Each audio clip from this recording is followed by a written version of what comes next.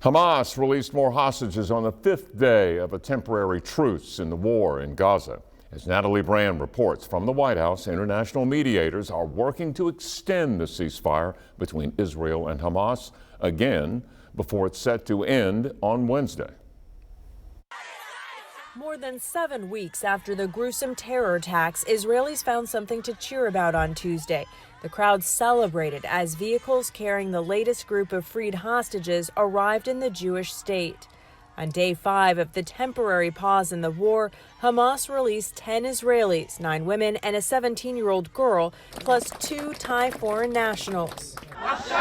But in Tel Aviv, family members are still waiting for the release of Kafir Bibas, a 10-month-old boy who has spent nearly a fifth of his life in Hamas captivity.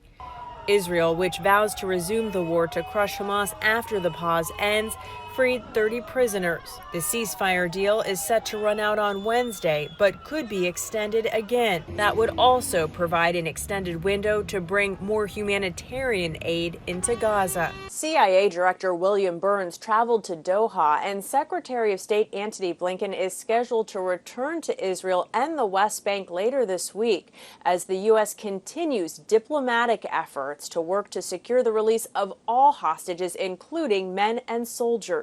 No Americans were returned to freedom on Tuesday. Up to 9 remain unaccounted for, including 19-year-old Itai Chen. We just have to hope that the fact that he is a U.S. citizen, maybe that gives him maybe an extra layer of protection, but I don't think it matters too much to Hamas. So far, 81 hostages have been freed during the temporary truce.